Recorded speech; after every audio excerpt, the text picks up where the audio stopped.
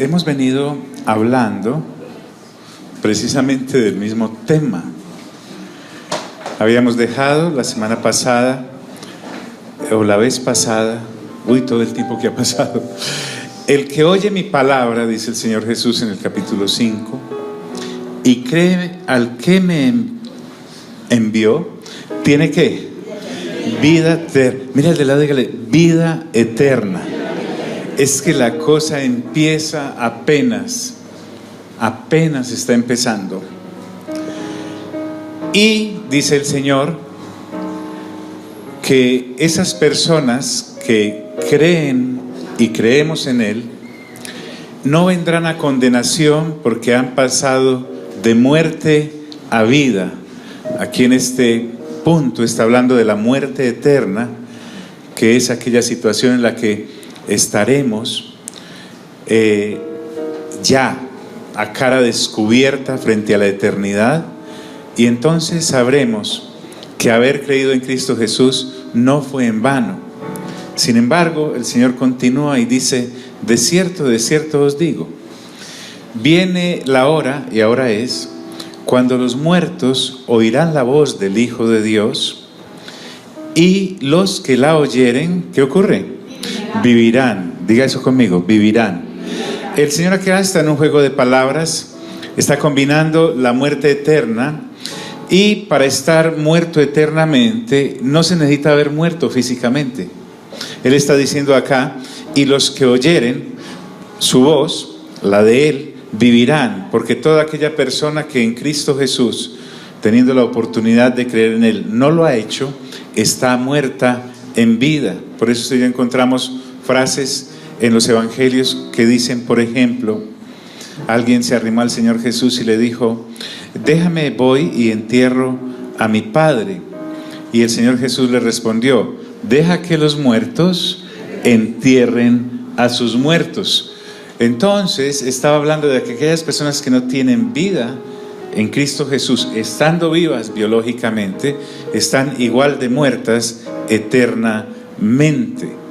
Y los que lo oyeren vivirán. Pero también combina lo de la eternidad, pero nos da la explicación. Qué lindo el Señor Jesús, que sin tener que dar explicaciones nos explica. Qué lindo nuestro buen Señor Jesús, que no esperó a que cambiáramos para recibirnos, sino que nos recibe para cambiarnos. ¿Usted se imagina donde nuestro buen Señor Jesús hubiera dicho allá en el tercer cielo: no, Padre, yo quiero ir por allá, esa gente tan perdida, esperemos a ver si cambian? No, Él, en compañía de la Trinidad, decide que viene el solo viaje del Señor Jesús desde el tercer cielo a esta, permítame la expresión, mugrosa tierra caída, que quedó afectada por la caída del hombre, paga el ponerle atención. Paga el ponerle atención. Por eso dice: porque como el Padre tiene vida en sí mismo, así también ha dado al Hijo el tener vida en sí mismo. Voy a avanzar porque ya lo vimos. Y también, dice el Señor Jesús, le dio autoridad de hacer juicio, por cuanto es el Hijo del Hombre. Ya hablamos del asunto. No os maravilléis de esto. Y aquí viene lo esencial. El Señor Jesús siempre, lo vamos a ver en este evangelio y en los otros, combinando en sus intervenciones el escenario de la eternidad, o lo que ocurre después de la muerte, como el plano completo de lo que es la vida del ser humano creado. No termina en el ataúd. Es muy triste, recopilando un poco lo que vimos la vez pasada. Qué tremendo. Muchos de los que estamos acá, de los que están acá, tuvieron la oportunidad de salir de paseo, y está bien. ¿Cómo es que nosotros, para ir a un paseo, escuchamos ofertas de lugares, procuramos tener un buen hotel, procuramos tener un buen clima, nos informamos acerca de la ropa que hay que llevar? Porque imagínense uno llevar bikini a una temporada de invierno, no cuadra. O aparecer con un abrigo a la playa, no. Nos preocupamos de cada detalle, de saber cuántas comidas incluye el servicio de hotel. completamente preparados, hacemos un ahorro programado para ese viaje. Es más, nos colocamos metas para poderlo hacer. Y para el viaje que todos tenemos que emprender, que es la muerte, salimos como si no fuera el viaje definitivo. No nos procuramos la información acerca de lo que ocurre al otro lado, por decirlo de alguna manera. No escudriñamos lo que la palabra dice, como si no nos interesara. Hay personas inclusive que anhelan la muerte sin creer en Dios, pensando que al otro lado también pueden hacer lo que les provoque. Es más, que pueden decir: no creo en la resurrección, por lo tanto no resucitaré. Qué ignorancia tremenda la que cultivamos acerca del viaje que todos tenemos que emprender. No investigamos acerca del clima que hay allá. La Escritura me habla de que hay un clima muy cálido llamado el lago de fuego y azufre, pero que también hay otro lugar espléndido llamado la Nueva Jerusalén. No nos informamos acerca de la ropa que allí vamos a tener, porque hoy, sin que mi cuñado hubiese partido aún, el mensaje que coloqué en la mañana, a la gran mayoría le debe haber llegado. Quien lo quiera recibir me dice, lo agrego a la lista de difusión. No lo atropello a usted diciéndole: ahí te voy a mandar el mensaje, sin que usted me autorice, así que jamás lo va a recibir si usted no me dice. Respeto mucho eso. Pero ni este cuerpo nos llevamos. La Escritura me habla de que recibiremos un cuerpo nuevo, y el Señor Jesús está hablando de esto. Dice: no os maravilléis de esto, porque vendrá hora cuando todos los que están, ¿en dónde? Ahora sí está hablando de los muertos que han muerto biológicamente y que están en el Hades. Hades significa mundo invisible, y ya el Señor Jesús nos explicó en el Evangelio de Lucas que en el mundo invisible hay un lugar de tormento, hay una sala de espera con tormento, y hay un lugar de descanso para aquellos que en Él tienen la oportunidad de haber creído, mientras viene este asunto que dice acá: porque vendrá la hora cuando todos los que están, ¿en dónde? O sea, los que están, ¿qué? Muertos, los eventos finales, dice, oirán su voz. Porque dice ya el apóstol Pablo en 1 de Tesalonicenses 4, que a la final trompeta, escucharemos la voz, con voz de arcángel, con trompeta de Dios, y Él descenderá del cielo. Y mira lo que dice la Escritura: y los que hicieron lo bueno. Ay, qué bueno, yo que hice lo bueno, yo que regalé tantos mercados. Ya sabemos que no se refiere a eso, porque no es por obras para que nadie, ¿qué? Para que nadie se gloríe. Porque entonces, ¿qué hace aquel que no te puede repartir mercados? O no puede regalar casas, o no puede hacer obras de caridad. Entonces, hacer lo bueno acá es haber aceptado el plan de Dios en vida, porque después no hay lugar al asunto. Y los que hicieron lo bueno saldrán ¿a qué? A resurrección de vida, es decir, eternamente con Él, como nos lo dice el libro de Apocalipsis, que es el libro más claro que hay en las Sagradas Escrituras. Apocalipsis significa revelación, no confusión. Nos abre los ojos de una manera extraordinaria. Y los que hicieron lo bueno saldrán a resurrección de vida, mas los que hicieron lo malo, no haberlo aceptado, a resurrección de condenación. Entonces, después de estas aseveraciones tan grandes, que son reales, porque en lo que llevo leído juiciosamente de las Sagradas Escrituras, he podido comprobar que el Señor no dice mentiras. Pues el Señor Jesús no vino para hacernos algún chiste. Es más, tiene muy buen humor, pero no vino a bromear. Tiene muy buen genio, pero no vino a tomarnos el pelo. Cada palabra que hay en las Sagradas Escrituras son serias y son reales. Entonces, haríamos muy bien en leer el tiquete. Tiene 66 libros el tiquete, y hay que sacarle tiempo, porque después de haber muerto, no hay cursos para desatrasarnos de lo que no leímos de las Sagradas Escrituras. No hay como un lugar de habilitación, no hay purgatorio para los ocupados. No habrá allí forma inclusive de pulir el carácter. Después de haber creído en Cristo Jesús, Dios nos permite pulir el carácter por la obra del Espíritu Santo y nos permite estar en comunidad, sea en la congregación local con creyentes o sea en nuestras familias con no creyentes, porque lo que está haciendo es pulir nuestro carácter. Y entonces lo que Dios quiere es que seamos representantes de Él allí donde Él nos haya colocado, que cuando a nosotros nos vean a Cristo. Y para eso necesitamos tener el carácter ¿de quién? El carácter de Cristo. Entonces, ahorita les decía, abracémonos.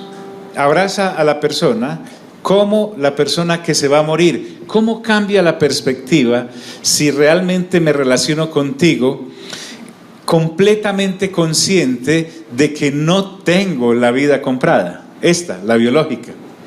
Cualquiera de nosotros salimos con mucha libertad y nos despedimos. Chao. Tal vez, sí, tal vez no. Entonces aprovechemos para abrazarnos ahora que estamos acá puliendo carácter para reflejar la imagen de Cristo con los demás en amor ágape. Entonces, haciendo un poquito de referencia, nuestra amada pastora estuvo 12 días cuidando a mi apreciada cuñada, pero más que cuidarle y darle la droguita y acompañarla, estuvo insistentemente hablándole del reino de Dios, hablándole de la vida eterna. Y anoche la dan de alta y feliz en su lugar de vivienda y llamaron, acaba de fallecer. ¿En qué momento entonces estamos esperando nosotros para hacer testimonio, así sea silencioso, con nuestras familias? Y ahora entre nosotros que se supone que somos cristianos, aprovechar cada tiempo que tenemos para renovar verdaderamente el entendimiento. Porque dice el Señor Jesús no dijo, a ver, ¿cómo lleno este capítulo 5? ¿Cómo le meto a esto harto versículo para vender más Biblias? El Señor no vino a eso. Él vino a llenarnos de información para que tuviéramos formación en la mente del Padre. Diga eso conmigo, la mente del Padre. Entonces, más los que hicieron lo malo, a resurrección de condenación. Y entra a dar una explicación que, como les digo, es impresionante, que el Dios que no tiene que explicarle nada a nadie, porque Él es Dios y Dios es soberano, y soberano es aquel, en ese sentido, que hace lo que quiera hacer, se da cuenta que está relacionándose con seres humanos, además decaídos, no nacidos de nuevo, sin mente renovada, ocupados en su religión, y Él se adentra en la manera en que ellos lo puedan entender para explicarles acerca de lo serio de su plan y del propósito que viene a desarrollar de parte del Padre, y sin necesidad de justificarse, digámoslo así, se justifica y le dice al ser humano, porque este es un mensaje a la humanidad, y hoy nos recuerda que Él no vino a representarse a sí mismo, siendo Dios, pudo haberlo hecho, pero no lo hizo porque renunció a eso para representar ¿a quién? Al Padre. Y entonces nos da explicaciones, como cuando alguien llega con una misiva a tu empresa o a tu trabajo o a tu casa y tú le preguntas para saber si el mensaje es correcto, ¿de parte de quién viene usted? ¿Y qué veracidad hay en lo que usted habla o dice? Y el Señor Jesús, siendo Dios, porque a veces podemos pensar que era fácil reconocer al Señor Jesús, y no es así. El Señor Jesús, como lo vamos a ver un poco el martes en Filipenses, Él viene, pero Isaías ya había advertido que en su presencia humana no sería algo como que nos llamara la atención. No habría como belleza en su aspecto. Entonces el asunto es que si tú y yo estuviésemos allí entre estos judíos hace 2000 años, difícilmente hubiésemos reconocido al Señor Jesús si eso no nos lo hubiera revelado el Padre. El Señor Jesús le dice a Pedro, cuando Pedro le dice, tú eres el Cristo, el Hijo del Dios viviente, el Señor Jesús le responde y le dice, ¿eso no te lo ha revelado qué? Ni carne ni sangre. O sea, esto no lo sabes porque fue algún ser humano que te lo dijo. Entonces te lo sabes, y lo sabes porque te lo dijo mi Padre que está ¿dónde? En el cielo. Tú y yo ahora conocemos del Señor Jesús porque el Espíritu Santo nos ha permitido ver al Señor Jesús. Nos ha permitido creer en el Señor Jesús. Entonces, si el Señor Jesús físicamente hubiese venido en esta época entre nosotros, nos pasaría exactamente lo mismo que a estos que en vez de creer en Él, lo quieren matar. Y a pesar de que lo quieren matar, el Señor Jesús insiste. ¿Por qué? Porque Él sabe que nadie más los puede salvar. Nadie más les puede mostrar al Padre y nadie más los puede hacer nacer de nuevo por el Espíritu Santo si no creen en Él. Entonces Él insiste, el Espíritu Santo y el Señor Jesús en acción con el Padre nos despliegan el inmenso ágape que la Trinidad tiene por nosotros, sus criaturas. Podrían ocupar su amor en otras cosas que valieran algo más, o por lo menos les prestaran más atención y por lo menos lo estuvieran esperando. Pero entonces nos muestra el ágape, que es el amor que todo lo puede, el amor que todo lo espera, el amor que no hace nada indebido, el amor que no busca lo suyo. Ese amor, creo que hemos dañado lo que Dios quiere decirnos a través de su amor. Cuando tomamos 1 Corintios 13, cuando el apóstol Pablo habla del amor, y lo tomamos como texto para predicarlo en un matrimonio. No, ese no es el amor del que habla ahí. O pretendemos enviar esquelitas o mensajes de Navidad con 1 Corintios 13, haciéndole creer a nuestra familia que ese es el amor con el que lo apreciamos filialmente.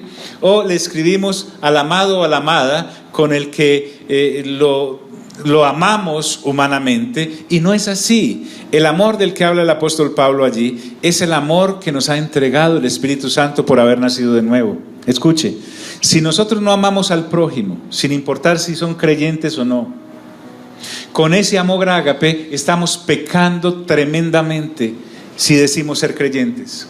Si en nosotros y en nuestros corazones hay rencillas y rencores y enojos prolongados, esos enojos en aquellos que decimos haber nacido de nuevo no son cualquier tontería o una piedrita en el zapato. Es un pecado gravísimo, porque el Señor Jesús ya dijo a través de Pablo en Colosenses que debemos amarnos como Cristo nos amó a nosotros y perdonarnos como Cristo nos perdonó a nosotros. Por eso el Señor Jesús, cuando viene y habla estas palabras, no viene a charlar, no viene a si te parece, es que así es. Diga conmigo, así es. Y si no obramos conforme a esto, estamos abiertamente rebelándonos contra la voluntad del Padre, que decidió comprarnos con la sangre del Señor Jesús. Y entonces estamos pisoteando todo el pacto de la gracia. Se constituye en algo muy serio. Muy serio. No puedo, dice el Señor Jesús, explicándonos sin tener que dar explicaciones, hacer nada por mí mismo. Entonces justifica su manera de actuar y de hablar diciendo que además Él viene del tercer cielo. Está entre personas que son caídas, pero se amolda a ellas sin volverse como ellas en sus pecados, precisamente para sacarlas de ahí. Al Señor Jesús le acusaban de ser amigo de publicanos y pecadores, de juntarse con borrachos y prostitutas. Él, el que podría decir no me junto con ustedes, viene a juntarse. Entonces resulta que el que lo hace a el juez, como acaba de enunciar, porque vendrá la hora en que los que estén en los sepulcros oirán su voz, y los que hayan hecho lo bueno a resurrección de vida saldrán, y los que hayan hecho lo malo a resurrección de condenación saldrán.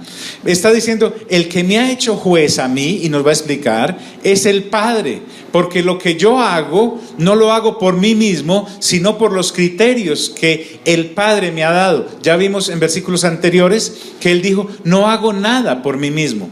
Entonces, entendiendo un poco la forma religiosa y aún de derecho en el que aquellas personas convivían, dice, y mi juicio es justo, porque no busco ¿qué? Mi voluntad. El Señor Jesús siempre vino a buscar la voluntad ¿de quién?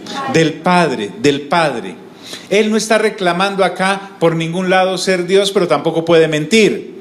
Él dijo: hago la voluntad de mi Padre que está en el cielo. Y estos lo censuran y lo quieren matar porque con esa frase está diciendo que Él mismo es Dios. Pero ¿cómo puede Él negar que es Dios siéndolo? Él habla la verdad, el Señor Jesús nunca miente. Entonces, Él nos muestra que es solo un representante. Ese solo suena como peyorativo. Él es un representante de aquel que lo nombró. ¿Para qué? Para que viniera a mostrar... escuche esto. El ser humano no sabría quién es Dios si el Señor Jesús no hubiese venido a revelárnoslo. El ser humano no sabría quién es Dios si el Señor Jesús, que es Dios, no hubiese venido a revelar. Cualquiera diría: pero tenemos el Antiguo Testamento, pero todo es sombras. Nos tenemos que imaginar una cantidad de cosas en el Antiguo Testamento, y el Señor Jesús no viene y dice: el que me ha visto a mí, ¿ha visto a quién? Al Padre. Es más, el que escucha mi manera de pensar y la sigue, estará pensando como el Padre que me envió. Estaríamos en las más profundas tinieblas. La humanidad estaría más que perdida, sin horizonte alguno, sumida en religiones sin ningún propósito, si el Señor Jesús, que es Dios, no viene y juntamente con el Espíritu Santo buscan un cuerpo en el vientre de María y se hace carne semejante a la nuestra y habita entre nosotros. Eso es glorioso, mis amigos. Eso es glorioso, mis hermanos y hermanas. Entonces el Señor Jesús dice: y mi juicio es justo porque no busco mi voluntad. Entonces, ¿qué voluntad es la que busca? Estoy buscando la voluntad del que me envió. ¿La voluntad del qué? Del Padre, del Padre. Usted y yo vemos estas palabras como joyas, son manjares, pero esta gente es como dijo el Señor Jesús en Mateo, es como echarle perlas a los que no distinguen entre un algarrobo y una perla, la mastican y la destruyen igualmente. Pero el asunto acá es que nosotros que hemos nacido de nuevo por pura misericordia de Dios, escuche, no vaya a pensar, no vayamos a caer en el error de que había algo bueno en nosotros para que nosotros seamos los que hemos nacido de nuevo y no un familiar o un amigo o un conocido o los compañeros de la empresa o del trabajo o de la universidad. No, esa misericordia sigue siendo potestad del Padre. Porque si el Padre a nosotros no nos revela que Jesucristo es el Señor, estaríamos más perdidos que embolatados. ¿Están aquí, hermanos? Entonces esto es muy serio. Sino la voluntad del que me envió, la del Padre. Entonces, ahora está diciendo: miren, yo he venido a hacer un mandado, para hablar en términos países. Mi Padre me envió para mostrarles cuál es su voluntad. Y la voluntad, lo vamos a ver más adelante en el capítulo 6, 7 y 8, es que crean en el que me envió y que crean en mí para que tengan vida, ¿qué? Eterna, eterna. Entonces, sino la voluntad del que me envió, la del Padre. Y ahora viene: si yo doy testimonio acerca de mí mismo, mi testimonio no es verdadero. Alábete el extraño y no tu propia boca. El Señor, que inspiró a Salomón y a David y a los que escribieron el libro de Proverbios, lo aplica. Aunque Él puede dar testimonio de sí mismo porque Él es Dios, acude a otros testigos. Cuando usted quiere refrendar que lo que está diciendo es verdad, dice: y fulanito es testigo, y sutanito es testigo. Entonces, si no me van a creer a mí, que ya de por sí es el peor error, de no creerle a Él, que es Dios, pues por lo menos crean a aquel que me envió, mi Padre. Porque si yo diera testimonio solito acerca de mí mismo, mi testimonio no sería verdadero. ¿A qué se refiere? Pablo cita en el Nuevo Testamento que cuando se fuese a juzgar un asunto, se hiciera por boca de 2 o 3 ¿qué? Testigos. Eso lo trae de la ley judía. Entre los judíos, el citar 1, 2 o 3 testigos para mirar la veracidad de lo que estoy diciendo era suficiente. Y lo bondadoso de Dios, que es el Señor Jesús, es que sin necesidad de eso, porque Él es Dios, les dice: les voy a mostrar 2 testigos pues además de mí. El primero es el Padre, que fue el que me envió. No estoy dando un autotestimonio de mí. Cuando usted escuche varias veces esto en la grabación, cuando usted saque tiempo y realmente renueve su entendimiento y deje de llenarlo con cosas temporales que no sirven para vida eterna, sean importantísimas sus cosas temporales. El Espíritu Santo dice en un versículo: nada hemos traído a este mundo y nada nos hemos ¿de qué? De llevar. Porque las cosas temporales, dice Pablo en otra parte, son perecederas, pero las cosas de Dios son eternas y permanecen para siempre.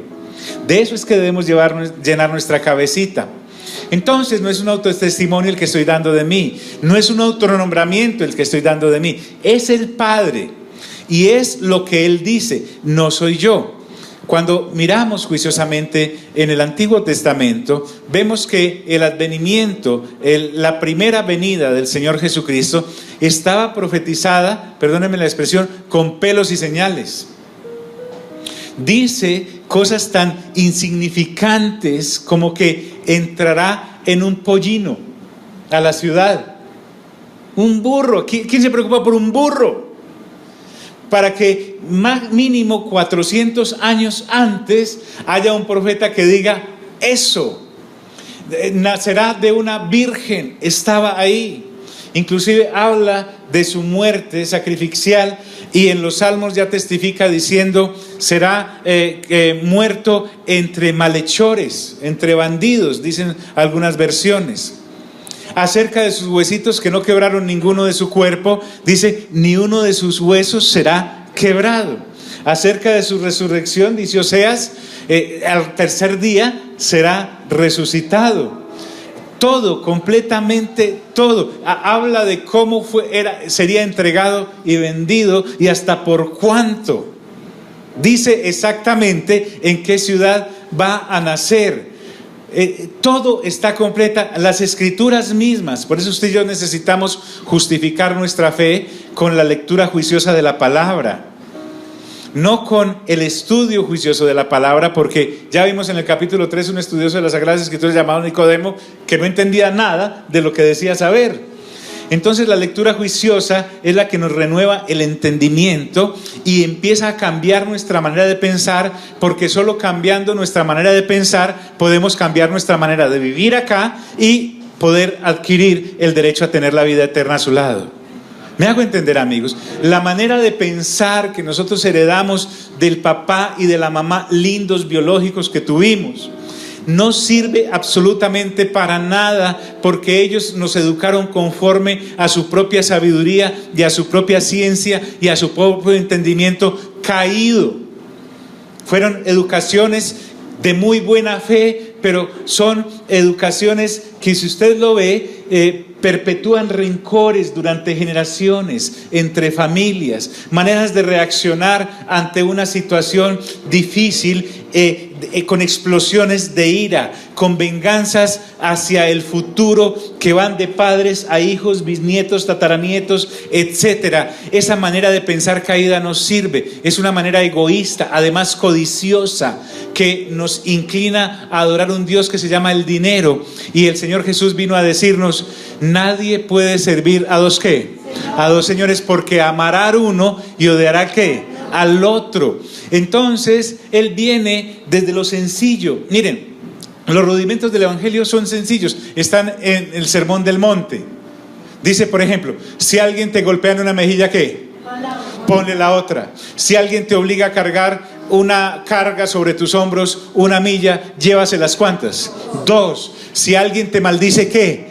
Bendícelo. Si alguien te ofende 7 veces al día, 7 veces lo tienes que perdonar.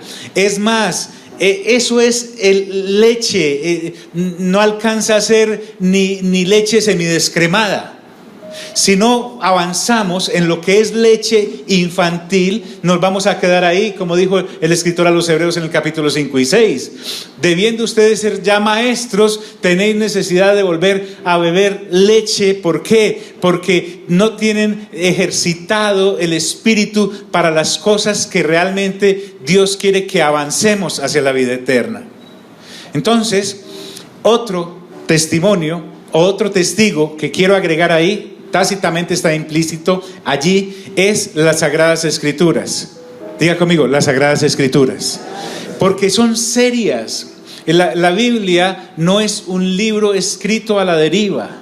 La Biblia no ha sobrevivido todos estos siglos porque supo nadar. No, la Biblia ha sobrevivido todos estos siglos porque es la palabra ¿de quién? De Dios. Nadie la ha podido torcer ni tergiversar. Sigue ahí, incólume. ¿Por qué? Porque es la palabra de Dios. Y en la palabra de Dios encontramos la razón de ser de por qué nuestro Dios ha decidido habitar entre nosotros. Si yo doy testimonio acerca de mí mismo, mi testimonio no es verdadero. Y dice, otro es el que da testimonio acerca de mí. Yo no sé por qué se está demorando tanto, no veo como una licuadora, una nevera ahí como para animarme, porque no se trata de eso. Estas cosas son las que realmente valen la pena en las Sagradas Escrituras. Aquí no hay nada con que llenar la nevera. Aquí no hay nada con que pagar una cuenta. Aquí no hay nada con que llenar un vacío en el corazón. Aquí hay testimonio de por qué tenemos vida eterna, y eso es realmente importante. Estamos mirando por qué tenemos derecho, apenas muramos, entrar al otro lugar, al otro lado, y decir, es que yo sé para dónde vengo. Yo puedo llegar allá diciendo, ay, ¿cómo dónde voy? ¿O a dónde estoy?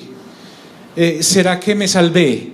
Yo no puedo llegar allá dudando del tiquete. ¿Sí me hago entender, amigos? Y está ahí, la puerta está tocada. Te dice, Nest, eres el siguiente. En cualquier momento eres el siguiente. Otro es el que da testimonio acerca de mí, dice el Señor Jesús. Y sé que el testimonio que da de mí es verdadero. ¡Qué tan lindo! Aunque el Señor Jesús va a decirnos más adelante que gloria de personas no recibe, de seres humanos, cita un testigo. Y ese testigo del que va a hablar a continuación es Juan el Bautista. Cita un ser humano como testigo, porque ya el Señor Jesús nos ha permitido ver en los primeros capítulos de este evangelio que Juan el Bautista vino a abrir el camino, la brecha, para que el que viniese detrás de él, al cual no era digno de desatarle inclinado la correa de sus sandalias, era mayor que él y es mayor que él. Entonces les dice, ahora vamos a citar otro testigo. Voy a hablarles de Juan el Bautista. Vosotros enviasteis mensajeros a Juan y él dio testimonio de la verdad. Recuerde, en el capítulo 1, cuando Juan el Bautista empezó su predicamento, los fariseos y judíos de Jerusalén enviaron personas a preguntarle a Juan el Bautista si él era el Cristo, si él era el Mesías, si él era el profeta, si era alguno de los que había de venir. Y él les dijo, no, yo no soy. Entonces, cuando envían a preguntarle a Juan si él era el Cristo, y al él dar testimonio de que él no lo era, ese testimonio, además de Juan el Bautista, era veraz. Juan, y es veraz, Juan era sumamente respetado por los judíos. ¿Por qué? Porque él vino como una voz que clama en el desierto. Él vino a este desierto de la humanidad a anunciar que mejor dicho, el Señor Jesús hizo bien. El Señor Jesús no le cayó al ser humano de sorpresa. Él anunció. No es como aquellas personas que tienen una finca y le caen de sorpresa al mayordomo y lo encuentran acostado en la cama y metido en la piscina y comiéndose las nueces importadas que dejó allá gorda. Él avisa, él llama y dice, voy en camino. ¿Para qué? ¿Para no llevarse qué? Sorpresas. Entonces él envía a Juan el Bautista, que a la vez se constituye en un testigo, para que no fuéramos a decir que cayó de repente, de sorpresa. Y lo que testificó Juan el Bautista es verdad. El Señor Jesús está citando a él. Pero sin embargo dice, pero yo no recibo testimonio de hombre alguno. Escuche, hagamos algo. Siendo Juan un hombre de tanto renombre, la Escritura dice, el Señor Jesús dijo esto de Juan el Bautista, de los nacidos de mujer, ninguno ha sido tan grande como ¿quién? Como Juan el Bautista. Ese es el testimonio del Señor Jesús acerca de Juan el Bautista. Dice, pero ¿sabe qué? Descartémoslo. No tengamos en cuenta el testimonio de Juan el Bautista porque él es humano. Y él no me puede hacer a mí hijo de Dios, porque el que me ha hecho a mí hijo de Dios es el mismo Dios, porque yo soy el hijo de Dios y además soy Dios. Comparto su misma naturaleza. Sin embargo, miren la razón de por qué el Señor nos dedica tiempo. Diga conmigo, tengo que dedicarle tiempo a los demás. No crea que con llevar mercado a la casa usted tiene. No crea que con vestir a su familia usted tiene. No crea que con llevársela a pasear usted tiene. No crea que con sacarse sangre de las venas y venderla para poder costear alguna cosa de sus amados usted tiene. No, usted no tiene. Puede tener eso el que tiene la disculpa de no haber nacido de nuevo y creer que con eso tiene. Pero nosotros que ya nacimos de nuevo, creer que con eso tenemos. Estamos errando de manera impresionante y estamos diciendo que las Sagradas Escrituras son mentiras, porque entonces estamos pensando como los paganos que viven preocupados porque han de ¿qué? De comer, de beber y de vestir. Si yo, hombre o mujer, nacido de nuevo, no le dedico tiempo a la gente como el Señor Jesús vino a dedicársela, después de haber sido alcanzado por la misericordia de Dios, soy el más vil de los mezquinos. ¿Por qué? Porque estoy permitiendo que la gente, con la información que yo tengo, pase derecho hacia las tinieblas de la eternidad. Por lo menos me puedo parar en la mitad del camino. Si me quieren escuchar, bien, y si no me quieren escuchar, también, pero yo salvo mi responsabilidad porque hablé. ¿Estoy haciéndome entender, amigos? Tengo que sacar tiempo para eso. Tengo que sacar tiempo de alguna manera. ¿Por qué? Porque todos viajamos hacia allá, tarde o temprano. Entonces el Señor Jesús dice: pero yo no recibo testimonio de hombre alguno, mas digo esto para que vosotros seáis ¿qué? Esto es ágape. Esto es ágape.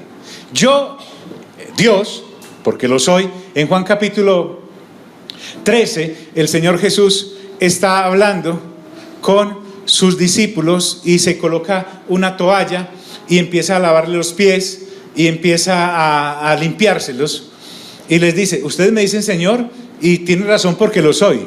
Si yo, el Señor, hago esto con ustedes, ¿cuánto más deben hacerlo entre ustedes mismos?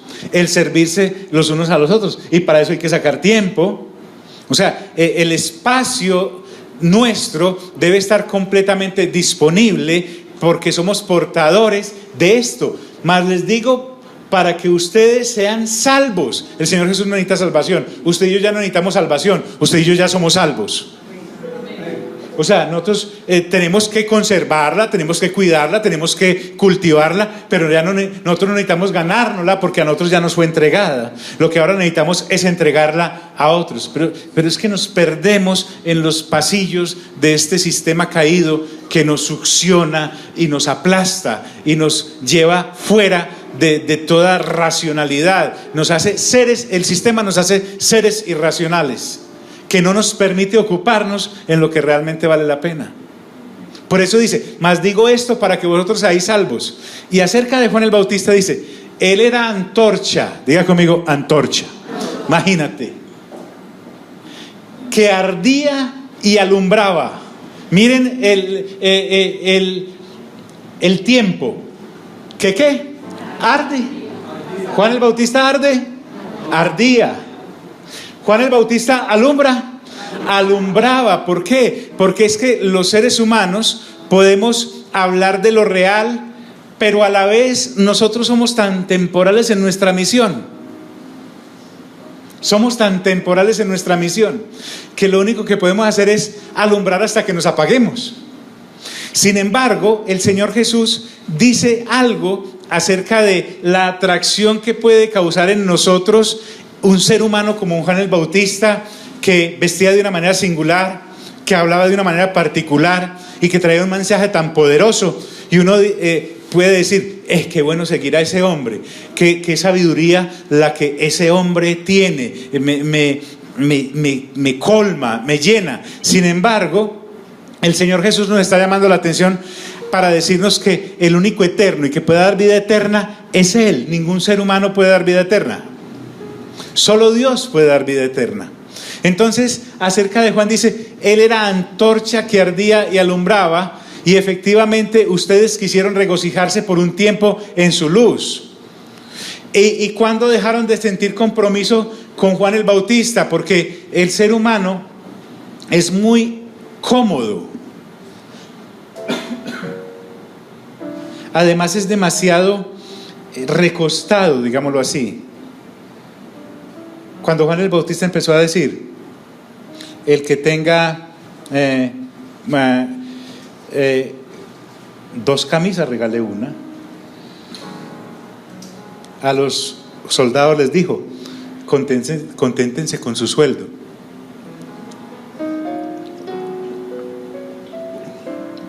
Hagan frutos dignos ¿de qué? Cuando el compromiso viene, la gente recula. Dice: no, es que ya es mucho. Yo prefiero seguir siendo como yo soy. Yo soy, imagínate, como yo soy. Recibieron a Juan el Bautista hasta que les exigió mayor compromiso. Cuando les exigió arrepentimiento, eso lo sacaba de la zona oscura en la que uno vive. Cuando uno vive a la oscura, no tiene compromiso con nadie. Estoy ahí, ni me va ni me viene. Pero el Señor Jesús me dice: si eso fue con un hombre como Juan el Bautista, usted y yo que vivimos enamorados de predicadores y de gente que nos deslumbra, muy buenos, pero no dan vida eterna. El ser humano no da vida eterna por palabras lindas que diga, por comprometidos que veamos a aquellos. El único que da vida eterna es ¿quién? Disculpe, a ver si lo tenemos claro. ¿Quién es el único que da vida eterna? Dios, en Cristo Jesús. El Padre ha decidido con el Espíritu Santo que así sea. Entonces dice el Señor: mas yo tengo mayor testimonio que el de Juan. ¿Por qué? Porque vamos a ver en el capítulo 10, sí, en el último versículo, la gente misma decía: hombre, Juan a la verdad ninguna señal hizo. Juan no curó ni un dolor de cabeza. Juan no levantó ni un solo muerto. Juan no sanó ningún leproso. De verdad no hizo ninguna obra o señal. Ahora el Señor Jesús echa mano de otro testigo. Te ha hablado de 3 testigos prácticamente. El mismo Señor Jesús, pero descartémoslo porque Él dice: bueno, yo no voy a dar testimonio de mí. Juan el Bautista dice: descartémoslo también porque es un ser humano.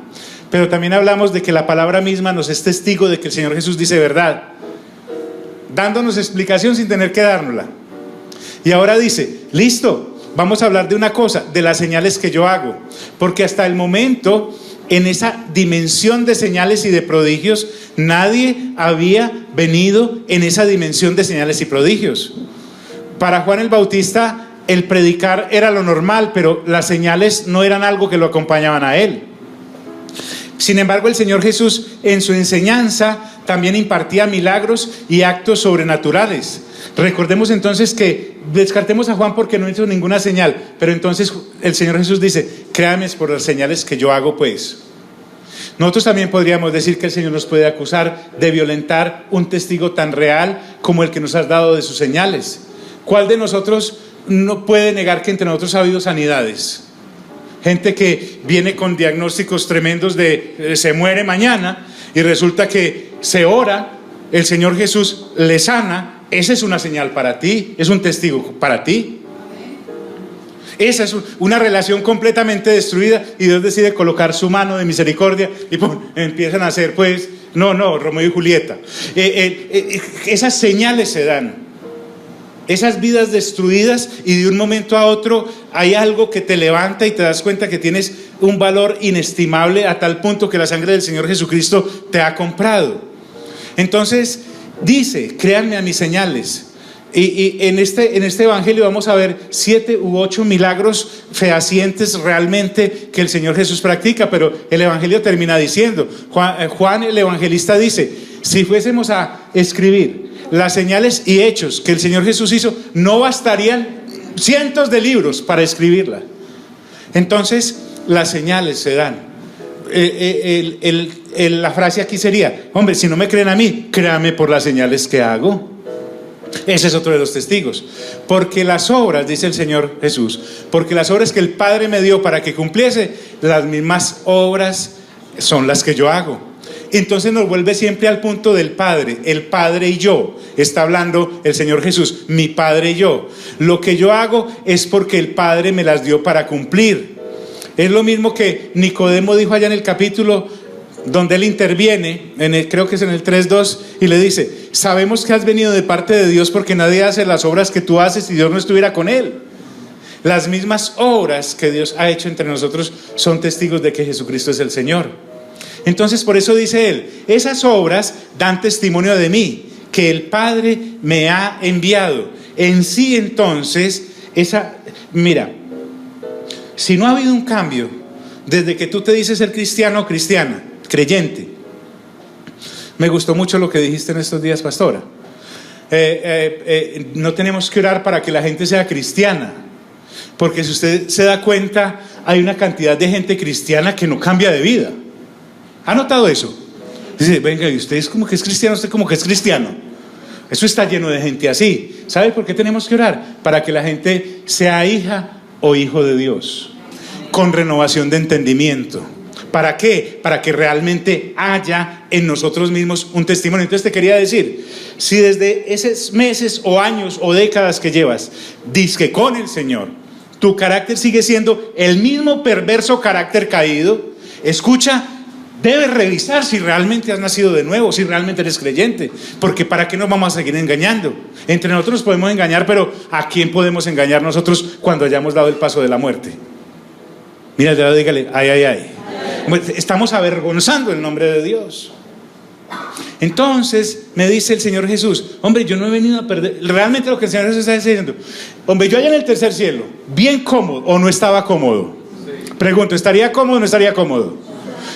Tenía que caminar entre todo este humero y entre toda esta carnalidad en la que los seres humanos caminan. No, hombre, el solo hecho de que haya descendido y se haya hecho hombre sería suficiente para que nosotros nos sentáramos a escuchar lo que la palabra dice de Él, como si no tuviéramos nada más que ver ni nada más que hacer. Y a la vez permitir que eso interese nuestras vidas y las cambie totalmente. Pero el que está alzando la voz soy yo. El Señor siempre hablaba calmadito. Entonces dice, también el Padre que me envió ha dado testimonio de mí. Entonces, ¿cuántos testigos tenemos? ¿Quién? El Padre, para que empecemos desde arriba. Las Sagradas Escrituras, que lo involucré como testimonio. Las obras, que son evidentes entre nosotros. Pasa que a nosotros nos olvidan, los milagros son relativo. Aunque el milagro es cierto, muchas veces el receptor del milagro no lo es. Porque recibe el milagro y ni agradecido es. Tenemos 9 leprosos que jamás volvieron.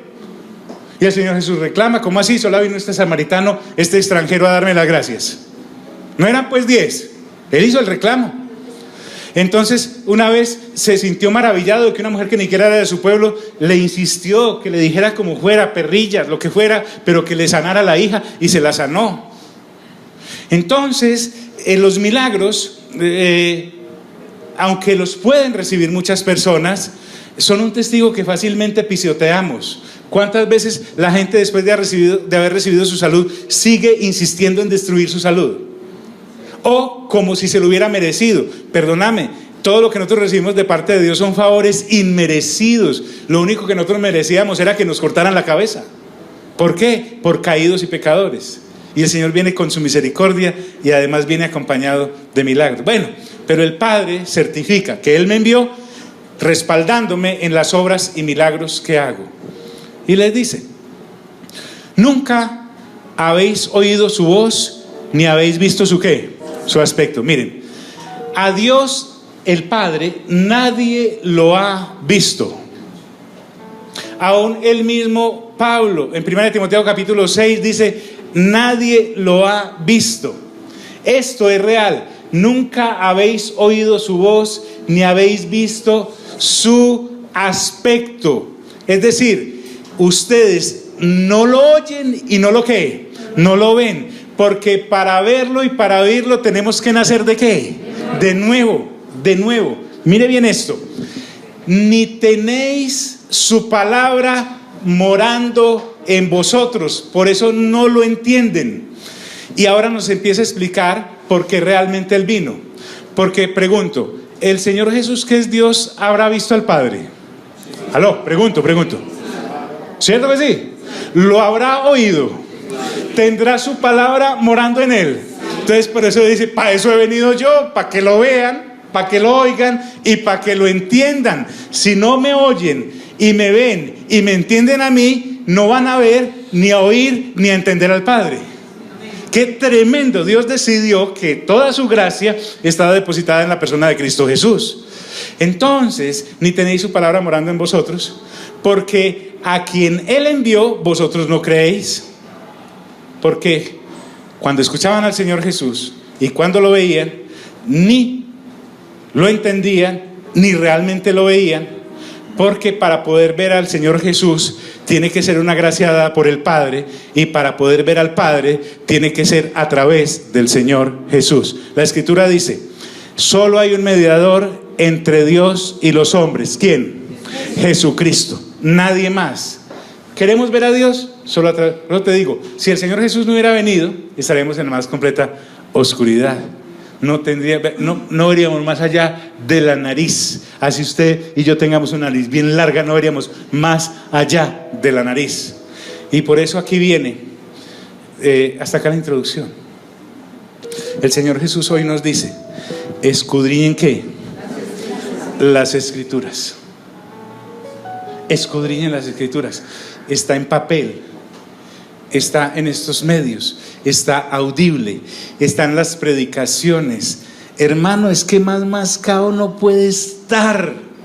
Listo, usted la da a leer. Hombre, qué rayos de dificultad le da entrar a YouTube, entrar Casa, Tesoro, Reino y Justicia y decir: hombre, me voy a escuchar Filipenses, me voy a escuchar Colosenses. ¿Qué es esto que vemos acá? Que es versículo por versículo. Más desmenuzado no puede ser. Listo, si a usted no le gusta prepararse la comida, aquí somos todo un equipo que se la preparamos, nos la comemos por usted, la digerimos y la regurgitamos y se la volvemos y se la servimos para que no le vayan a dañar los dientes, pues. ¿Sí me estoy haciendo entender? O sea, más fácil no puede ser. Pero como entre nosotros a veces uno ve, ¿cómo has escuchado? Es que no, eso lo montan allá. Pues, hermano, venimos diciendo hace 5 años. ¿Sí me estoy haciendo entender? Miren al de lado y dígale: ay. No tengo tiempo. Entonces, ¿cómo no vas a...? Listo, póngalo en el baño mientras trota, mientras va en el carro, mientras cocina. Listo, le aceptamos la disculpa: no tengo tiempo de venir, no me gusta, me siento harto allá, el aire acondicionado me hace daño, me siento muy estoy esperando a que sea más grande el templo para poder ir, porque yo necesito estar más a mis anchas. Listo, pero por favor, la puede escuchar, hermano.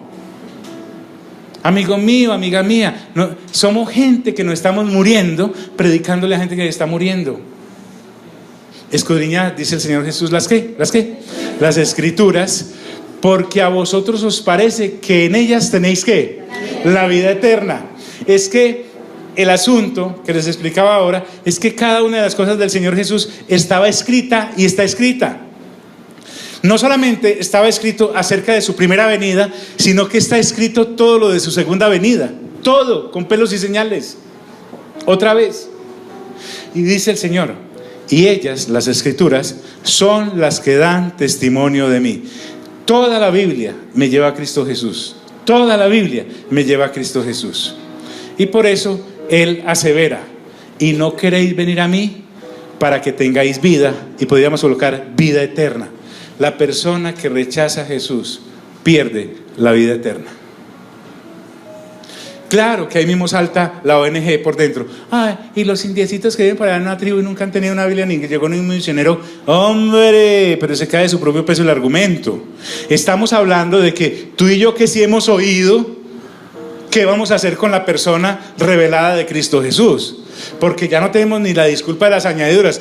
Yo iba allá y me predicaban sobre cómo conseguir cosas nomás, y a eso me dediqué. Ya no existe tampoco esa disculpa. Dios verá cómo cuadra con el indiecito que nunca oyó de Cristo Jesús. Pero ¿qué vamos a hacer tú y yo, pues? ¿Qué vamos a hacer tú y yo? Y no queréis venir a mí para que tengáis vida. Y vuelve y dice: gloria de los hombres no recibo. Y aquí viene, y con esto quiero casi que empezar a terminar, el maldito, perdóname la expresión, círculo vicioso en que los seres humanos caídos viven y los nacidos de nuevo sin mente renovada viven, y es el qué dirán de mí. Nos mantenemos buscando gloria los unos de los otros. ¿Qué opina mi marido de mí? ¿Qué opina mi mujer de mí? Y lo que menos nos importa en últimas, por andar aparentando, es ¿qué opina quién? ¿Dios de quién? De mí. A mí qué me importa tener cientos de personas que me aplaudan si al final pierdo mi alma. A mí qué me importa eso. Eso es lo que está diciendo el Señor Jesús. Gloria de hombres no recibo. No estoy buscando vuestro reconocimiento. Quiero que sepan, dice el Señor Jesús, que los únicos beneficiarios de mi venida son ustedes mismos. Si se ponen a mirar en el aspecto de ganancias o pérdidas, el Señor Jesús lo único que vino fue a perder por venir a anunciarnos el Evangelio. Perdió la presencia física, digámoslo así, del Padre constante desde la eternidad por estar entre nosotros. Perdió la misma vida física y biológica que tomó porque le asesinamos. Perdió todas las comodidades que puede tener el Hijo del Padre por la eternidad. Hombre, ¿sí me estoy haciendo entender, amigos? Gloria de los hombres no recibo. Pero vine porque a él solo le interesaba una cosa: darle gusto ¿a quién? Al Padre.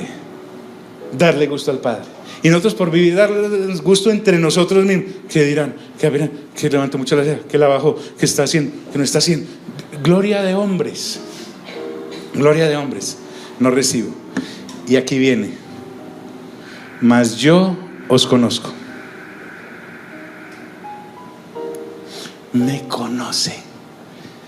Me conoce. El Señor Jesús me conoce. Sé lo que hay en vosotros, dijo allá en el capítulo 2, versículo 25. ¿Y sabe qué? Que no habían, la humanidad era como un forro nomás, sin nada por dentro. Un forro de almohada sin almohada. Eso éramos. ¿Por qué? ¿Qué no había en nosotros? ¿Pero cuál? ¿El amor de quién? De Dios, porque el amor por nosotros mismos, no ese ego, pues.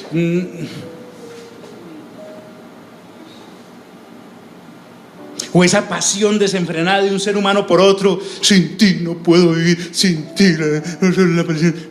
Bobadas, hermano. Caídas, terriblemente caídas, horriblemente caídas, perniciosamente caídas, malsanas. Un amor que no sea el ágape de Dios habitando en nosotros es un amor temporal que no va a llevar a nadie a la eternidad. Más fácil le evita la eternidad. Mira de lado, dígale: ay, ay, ay.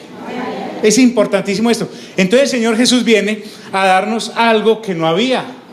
Porque mire que hay gente que dice, porque piensa el ser humano caído y sin mente renovada, si ha nacido de nuevo, que Dios vino a solucionarnos cosas. Pero yo encuentro, por ejemplo, hombres como Moisés que no tenía ningún problema. Si usted se da cuenta, Moisés conoció a Dios en el curubito, vivía en el palacio. O sea, este señor Moisés no llegó a Dios porque se quebró, tenía un sobregiro incurable. No estaba enfermo, el tipo era un atleta, hablaba bien, era el chacho de la película. Y un día dice: hombre, prefiero el vituperio de Cristo a las ganancias de los pecadores. Fue un tipo que escogió. Este sí le da una lección grande al joven rico. El joven rico prefirió sus riquezas a la vida eterna. Moisés, desperdició, digámoslo así, todas sus riquezas y escogió caminar con el pueblo pobre de Dios, que en esa época sí andaban en la inopia. Ellos fue que consiguieron plática de ahí en adelante. Pero el Señor Jesús Dios nos da testimonio de Deuteronomio 8, que le dice al pueblo de Israel: ustedes pero nada, eran más que fracasados, eran un pueblo insignificante, yo fui el que los saqué adelante. Entonces, la ausencia que todo ser humano tiene es algo que no puede comprar. O no hay en nosotros. Fíjese y verá. ¿Cuándo sé yo que no hay ágape en mi vida? Cuando el egoísmo gobierna mi vida. ¿Y cuando el egoísmo gobierna mi vida? Cuando mis conceptos y mis manías y mis taras, porque no son inteligencias, y mis taras las coloco por encima de la palabra de Dios. Entonces el Señor Jesús nos dice: no me crean que yo vine engañado. Yo los conozco. Tan los conozco que sé que ustedes no tienen el amor de Dios en ustedes. Y les dice: yo he venido en nombre de mi Padre y no me recibís. ¿Saben ustedes por qué no me reciben? Porque si el ágape morara en ustedes, por el solo hecho de tener el ágape del Padre, me recibirían y me reconocerían. No, pero ustedes viven es para ustedes mismos. Dice: si otro viniera en su propio nombre, a ese sí recibís. Ese sí lo reciben. Recibían falsos profetas, recibían más falsos maestros, recibían falsos evangelistas, recibían falsos pastores, recibían falsos apóstoles y los colocaban. Pero al Hijo de Dios que viene, no lo reciben. Interesante, pero ustedes honran impostores y lo reciben. ¿Cómo podéis, dice el Señor Jesús, creer si recibís gloria los unos de los otros? Miren, la única forma de uno creer en Dios es dejar de creer en el ser humano, empezando por uno mismo. ¿Están aquí, amigos? Pero hemos llenado los púlpitos de tanta psicología y de tanto tú puedes adelante y de tanto pensamiento positivo, que da lo mismo leerse un libro de alguien que escriba para lo secular y haga, ¿cómo se llama eso? Esas cosas donde va la gente y sale como si fueran de los Avengers. Y salen, no, es que vamos a ganarnos el mundo y voy a comerme todas las empresas y voy a ser el más grande. No, Dios no viene a inflarnos el ego, viene a explotarlo y lo deja uno llanito y lo enfrenta a uno con uno mismo. Y cuando uno se haga de cuenta que usted está bien fea, bien feo, y le pone un espejo con mucha luz y se da cuenta de todos esos huecos y de todas las cosas malucas que tiene, y usted por fin dice: rayos, soy feo, terrible, horrible. Así la Escritura llega y nos pone sus reflectores y nos muestra la inmundicia que hay en cada uno de nosotros. Entonces podemos decir: wow, he estado lleno de valoraciones superfluas, incorrectas, humanamente caídas. Claro, ¿cómo voy a poder creer en Dios si lo que creo es en mí mismo y en los demás seres caídos? Y por eso dice: no creen y no buscan la gloria del que viene del Dios único. Lo único que vale la pena en haber nacido es conocer de Dios. De eso nada vale la pena. Nada vale la pena. Lo único que vale la pena. Y esto no es negociable. El asunto acá es que no podemos dejar de lado que es Dios el que habló. Y termina diciendo él: no penséis que yo voy a acusaros delante del Padre. Porque ya dijo en el capítulo 1, versículo 12 más o menos, dijo: porque la ley vino ¿por quién? Por Moisés. Pero la gracia vino ¿por quién? Por el Señor Jesús. La gente que no cree en el Señor Jesús está bajo Moisés, y Moisés fue enviado para condenarnos, para mostrarnos el pecado y los pecadores que éramos y que teníamos única y exclusivamente derecho a la muerte. Pero la gracia viene por Jesucristo para que todo aquel que crea en Él tiene vida ¿qué? Eterna. Entonces dice: no penséis que yo voy a acusaros delante del Padre. Él no vino a eso. Hay quien os acusa ya: Moisés. Y les dice: y en ese Moisés que ustedes tienen su esperanza, en el que ustedes creen defender, porque le está hablando a judíos, y nosotros como gentiles tenemos que entender ese pensamiento hebreo, en el cual ustedes creen y se aferran a él, es el que se torna su acusador. Porque es más, si ustedes le creyeran a Moisés, porque esa es vuestra creencia, me creerían a mí, porque de mí escribió él. Y les dice: pero si ustedes no creen a lo que Moisés escribió, ¿cómo me van a creer a mí, que según ustedes soy un aparecido? ¿Cómo me van a creer a mis palabras? Si es que él se refería a esto. En Deuteronomio 18, Moisés dice en la ley, dice: y se les levantará un profeta con P mayúscula enorme. Dice: como yo. Se estaba refiriendo al Señor Jesús. Y ellos que decían escudriñar las Escrituras porque creían hallar la vida eterna en ellos, no recibían a Jesús. Y Moisés había hablado de Jesús. En Hebreos usted va a encontrar que dice: y Moisés se sostuvo como viendo al invisible y soportó sobre sí mejor el vituperio de Cristo. Moisés anuncia a Jesús. Pongámonos en pie y oremos. Vuelvo y le digo: mire, estamos para ser sus pastores. No somos sus ñañas, ni sus amigos, ni la tía alcahueta. Somos las personas que Dios ha colocado, porque necesitamos que una vez usted muerto y muerta, así bien frío, bien tieso, enterrado o cremado, que encontremos después del accidente, así sea solamente el polvito después del incendio, cuando pase al lado siguiente, usted tenga vida eterna. No nos interesa nada más. Y no te debe interesar nada más si realmente hemos nacido de nuevo. Digan conmigo: Padre, gracias por tu palabra, que dice que vendrá el día en que los que están en los sepulcros oirán tu voz, y los que hayan creído en ti resucitarán a vida eterna, y los que no hayan creído en ti resucitarán a condenación. Yo quiero ser de los de vida eterna, y la única manera es creer en ti. Amén, amén y amén. Dios nos bendiga a todos.